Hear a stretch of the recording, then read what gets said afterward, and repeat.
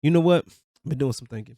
Modern gaming sucks. I know. You probably heard that before. I know. I get it. Put your pitchforks down. But see, I'm not the only one that's saying it. There's a lot of folks out there saying it. It's the OGs that's been gaming since like NES and before. The younger crowd, the casuals, normies, even the people that are like surface level and haven't played games while they're coming back and they're looking at this like, bro, something's off. And trust me, I've been watching all of this. I've been gaming for a while. I've been seeing everything unfold and seeing trends fall, meltdowns happen, and every disappointment. I realized something, that it boils down to about 3 layers. Think of it like a 3-layer cake, a 3-layer shit cake. Hey world, what's good? It's your boy LG, and today I'm gonna be breaking down exactly why gaming today feels cooked.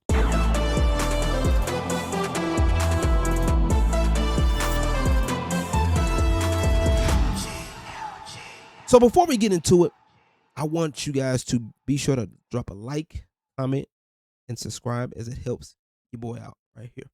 We out here. We doing things, man. I'm just getting back into things. And, I just wanted to put my thoughts and opinions out there. And we're going to go ahead and get right into it. Now, this is a layer that a lot of people like to pretend doesn't matter, okay? But it does. We're talking visuals, character design, appeal, style. Y'all remember when Stellar Blade dropped, right? People were mad.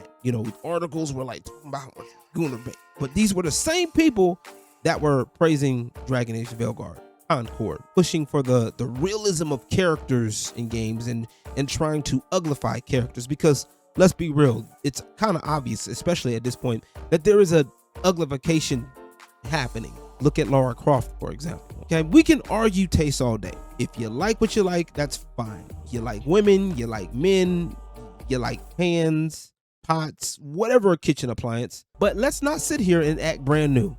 Part of gaming is visual. Part of gaming is character design. And yes, sex sells is real, and it's always been real. Not every character needs to have a flawless hourglass, big tits, big ass shape. Okay, but I'm gonna need you to follow me here. Okay, if you put 2 games in front of people and you see a mediocre game with somebody that has great assets, if you will, versus an amazing game with a character that looks like this, who do you think they're gonna go for? Just wanted to make sure we understand that. And for those of you idiots that like to try to talk crap and say, oh well, LG, you don't know what a real woman looks like, let me remind you. Yeah. So try that game with somebody else that don't know better, okay? And for race swapping, changing the race, look, or identity of established characters is lazy, corporate, uninspired, and it feels forced. We're gonna get into that in layer 2. Now, this is the part where things get a little bit messier, and messy cake as it is, because we're dealing with people instead of just gaming itself. And this is really one of the driving forces, in my personal opinion, because I feel like a lot of people that have been crying about games and trying to force certain things in gaming right now, they don't really care about the medium like that. Because if you were, you wouldn't be crying about the issues that you scream about. Diversity, racism in gaming, gaming accessibility. Gaming has always been naturally diverse. Gaming has always been accessible. But then you got these gaming groups and activists that try to push diversity in a way that actually works against the definition. And I've argued this, especially with like black groups or the black gamers and stuff like that, the blurs, if you will. And I always get this thing, but I gotta make it clear here. I want more black people in the gaming space. Okay, I want more representation. I want black devs, black characters, black artists thriving. But crying about imaginary racism while displaying the same racism doesn't help your cause. You cannot tear down white people and call it progress. You can't throw stones, hide your hands, and then cry victim. And if me being real makes me a coon or Uncle Tom to you, that's a you problem. Go get help. Eat a fat one. Now, gaming journos, what the fuck are we doing? You're supposed to be reliable, understand games. You're supposed to help the consumer. But instead, we get trash takes, out of touch opinions, not even playing the games you review, and then get mad when the gamers call you out, and then try to blame YouTubers who actually pay for their games and give real opinions. Don't act like we forgot about Cuphead. So every time y'all get any kind of flack or pushback, y'all throw out grifter, sexist, racism, whatever phobia. Look, those words mean nothing now, mainly because y'all killed it. And the crazy part about a lot of this is y'all are the ones doing the very same thing that you accuse other people of doing. You guys are mad at the attention that other YouTubers are getting. You're mad that these people are cultivating a community. Most gamers want gaming to be better. They care. That's why they're speaking up about it. And that's what makes a lot of them better than most of you journalists. And this last layer, this is where a lot of the big problems are.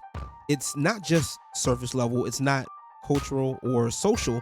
This is structural we're talking about. Shitty development cycles, horrible working conditions, rushed, unfinished games, day one patches, copy-paste design philosophies. Why every game's gotta be like Fortnite is beyond fucking me. Corporate fear of creativity, trying to water down things for the modern audiences, which, side note, who is the modern audience?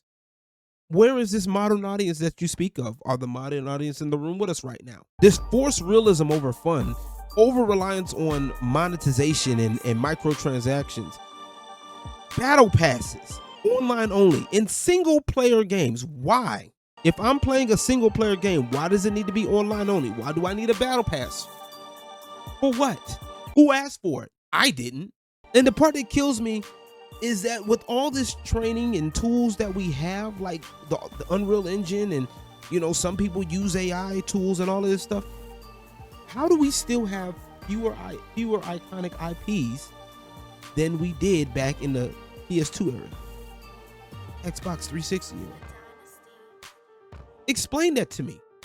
You would think that with all this advancement in technology, we would have the greatest right now. We can't get an explanation because modern gaming is cooked. And by modern, I mean AAA, right? A lot of the big AAA titles, you see it at this point. A lot of times it's cooked. But indies and AAA, they're carrying the entire industry. So what I want y'all to understand is that all three of these layers connect, right? All these layers are connected. The surface problems, the cultural issues, and the deep industry problems are all connected. And if studios don't start listening to the majority voice that matters, which is the paying customer, things are going to get worse. But there is a solution. Fear not, for your emperor has a solution. Real easy. Start by voting with your wallet. Don't be listening to the fear of missing out stuff, the transactions, the microtransactions. If you're not feeling it, you're not sure, don't get it. Okay, wait a bit. Support the games and studios you do like. I'm telling you, once again, double A's and indies are killing it. There's plenty out there. And we've seen a lot of great games from a lot of small studios. You know what I'm saying? A lot of indie games have been great. There's gaming expos that literally, and game jams that literally showcase people trying to make games. It's a great time now more than ever to support. Another solution, speak up, right? If you have a platform and you're seeing something you don't like, don't be afraid to speak up. Don't be trying to worry about these people that are trying to cancel you for having the wrong opinion. They can eat a bag of rocks. You feel me? You can't be canceled by people that don't matter. And last but not least, if you can, try to make your own. Or team up with people that are making something. You never know what can happen. The gaming pie isn't fixed. There's room for everybody to build something amazing, right? The only thing is we have to shift our focus and stop accepting mediocrity. All right, y'all, that's going to be it for me. That is my breakdown of the 3 layers of why modern gaming sucks today. I would like to know your thoughts below. Once again, be sure to like, comment, subscribe. Let me know what you think. If you agree, disagree. If you got any games that you've been playing that you like and you want to, kind of just, give them a shout out in the comments below. That's great. Do it. You know what I'm saying? Be sure to subscribe. I do a lot of stuff. I do music. I do gaming. I might do some talks like this from time to time. You never know. Emperor Sport Podcast, Strip Club Chronicles Podcast, and more. Be sure to check out my single. I got a lot of stuff going, y'all. And I definitely would love for you guys to be a part of my entertainment empire. All right. I'll be catching you guys on the next time. I got a few games to play. Peace and God bless.